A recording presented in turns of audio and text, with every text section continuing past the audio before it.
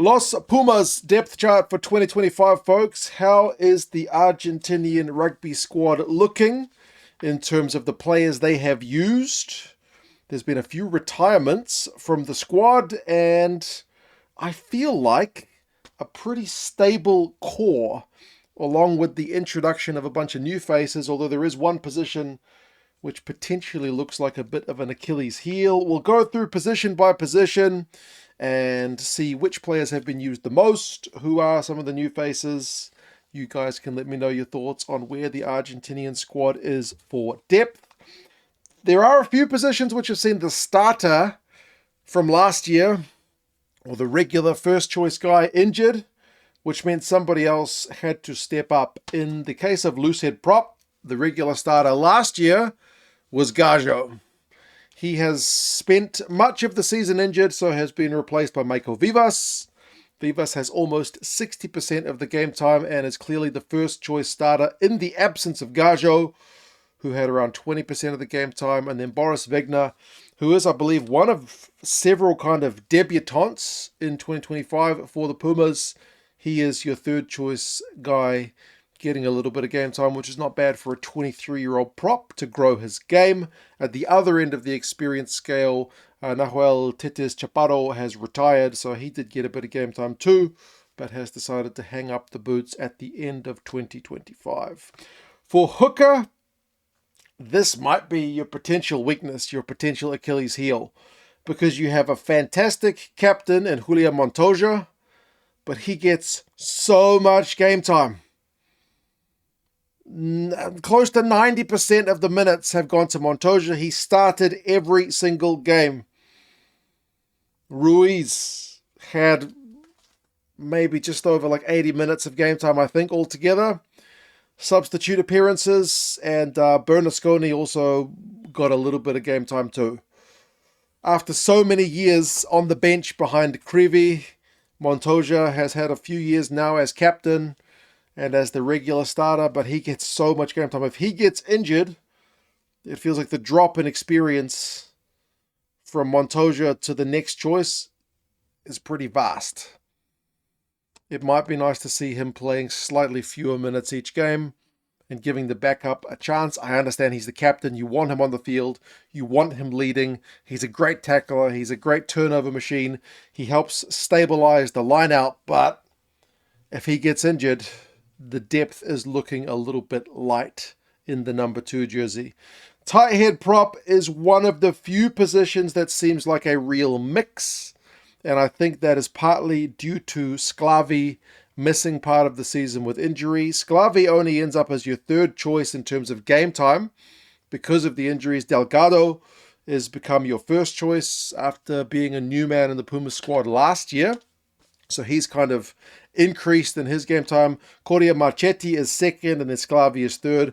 They've all had pretty similar game time with only, 20 minutes or so between them. But I think if Sclavi's fit, he probably plays a lot more than that. What has been pleasing as the emergence of the youngster Rapetti. He's only like 20 years old, but looks like a potential good candidate for the future.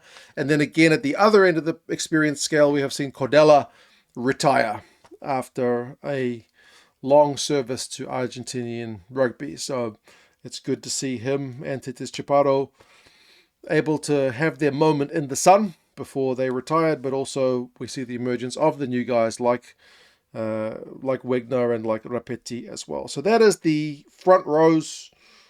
I think injuries to Gajo and Sclavi did mean a little bit more change than perhaps Contepomi would have liked. The locks, well, Guido Petti has taken back his spot as the premier choice loosehead lock for Argentina, getting close to 60% of the game time this year, ahead of Franco Molina. But between those two guys, that's almost all of the minutes.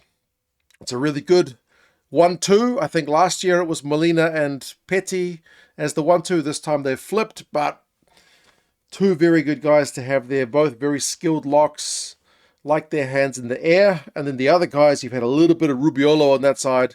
When Paulos was playing, you've had a little bit of Santiago Grandona, and you've had a little bit of Elias as well. but the vast, vast majority is just within your two main choice guys. Tight headlock, there's no Lavanini in 2024. He was already kind of dropping down the pecking order last year. Didn't appear at all in 2025. Rubiolo, maybe that's another Achilles heel, but I don't feel like it's quite as much because Paulos can also play there. Crema has played there. Yeah, and there's Lavanini if you need to call him back into the Argentinian squad. Potentially some youngsters there as well, but Rubiolo has also had a lot of game time this year. For some reason, his performances seem to go under the radar a little bit, but he's a really hard tackling second row. I like his game. Loose forwards is one area where Argentina does not lack depth. There's plenty of good loose forwards, whether it's left flank, right flank, or number 8. And many of these guys play multiple positions in the back row. They're kind of a little bit less specialized. Matera had a cracking season. He's your number 1 left flank, over half of the game time there, alongside Juan Martin Gonzalez and Santiago Grondona. Between those three guys, you have a good first choice, second choice, and third choice balance of game time, I think. And then right flank, Juan Martin Gonzalez replaces Crema as the first choice this year. I seem to remember Crema missed a bit of game time at the start of the season. But Gonzalez, Crema, and then Benjamin Grondona is the third choice. But there's a big drop between the first two and everybody else. We've seen a little bit of Moro and a little bit of Matera on the right flank as well, but it's largely just been Juan Martin Gonzalez and Marcos Crema. Very different players. You know, Crema's got a lot more physicality about his game, but the skill level of Gonzalez is pretty amazing. And then Benjamin Grondona, at only 22 years old, would like to see a bit more game time maybe next year. Number 8, Oviedo retains his spot as the first choice number 8. That was the same as last year. And again, it's kind of a nice split between first, second, and third. Oviedo, 52%. Matera has also played a fair bit of game time at number 8, 21%. And then Santiago Grondona has played there as well. Moro, and a little bit of Facundo Issa. But Facundo Issa potentially seems to be on the way out. He is like 32, so maybe making way for some of the younger guys. So it's pretty stable when you consider Montoya is a regular starter. Rubiolo is a regular starter. Matera is pretty regular. Oviedo is pretty regular. Most of the positions in the forward pack are pretty stable with your first choice guy getting quite a lot of game time. The props have been a little bit changed, I think, mainly due to injury. Backs, number 9, has been a really interesting jersey for Argentina this year because Bertrano has spent the majority of the season injured. By minutes, he is your 4th choice number 9 this year after being first last year. And then Benitez Cruz and Mojano have gotten their debut. So Benitez Cruz has gone from debut to being the most chosen number 9 in Argentinian rugby in 2025. He's 26, so not a super youngster, but he has had to have a lot of experience thrown at him. Gonzalo Garcia is their second, and then Agustin Mojano their third. He is a bit younger. I think he's only 22. Certainly some experience gained in number 9 and some depth built because we're not used to seeing those 3 main guys like Benitez, Cruz, Garcia, and Mojano as the top 3. Was very different from 2024.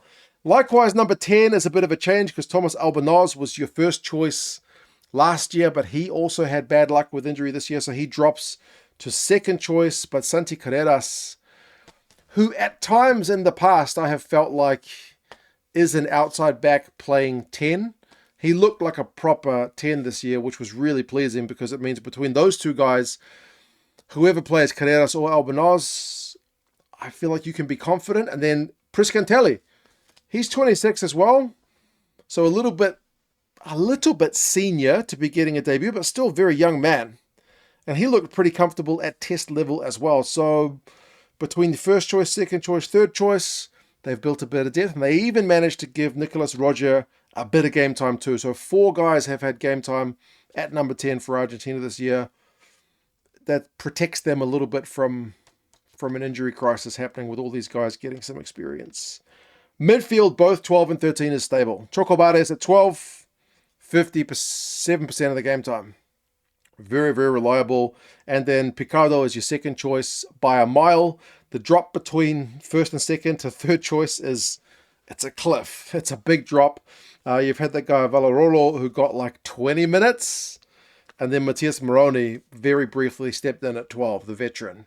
13, it's Cinti as your first choice. So that combination of Chocobares and Cinti, really, really consistent. Then the veteran Moroni, a lot more game time at 13. Picado spent a bit of backup time at 13 as well.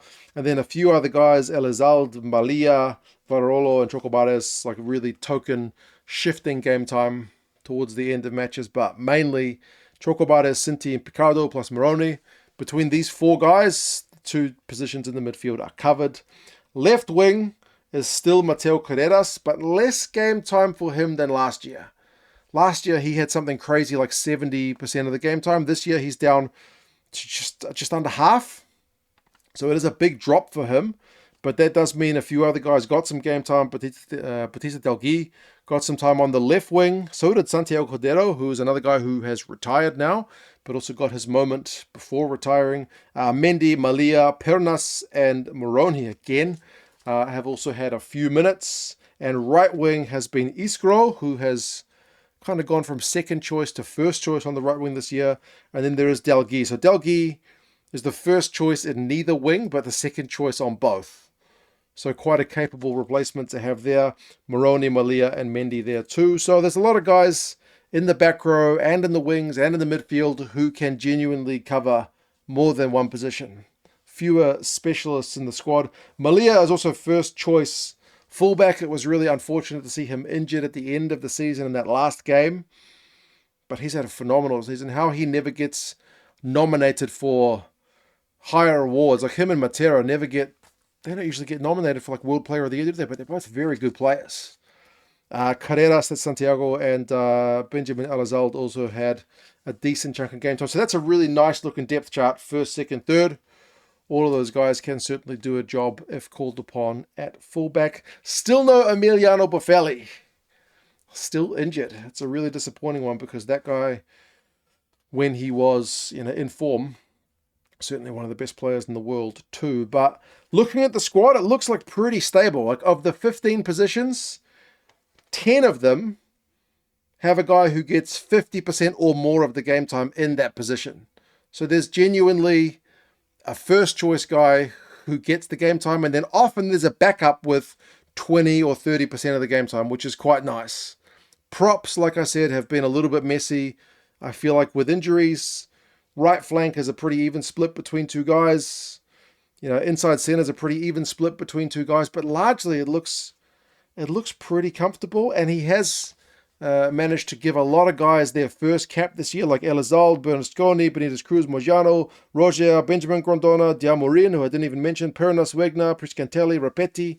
A lot of debutants in this Argentina squad in 2025, even if some of them didn't get many minutes. But the average age of the squad is only like 26, 27, as they have moved away from, likes of Acrivi, Lavanini, De La Fuente, and the guys this year, the Tetes Chaparro, and, the other guys, Cordero, the retiring players. The squad seems to be getting a little bit younger, but there is still a mixture of veterans in the squad too.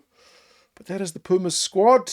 I think if you're an Argentinian fan, you'd be reasonably happy with how Contepomi has managed the minutes of the players. You guys let me know your thoughts. If you enjoyed the numbers, feel free to subscribe to the channel or give us a like or a comment. I would appreciate it. You guys take care, and I'll talk to you guys again soon. See ya.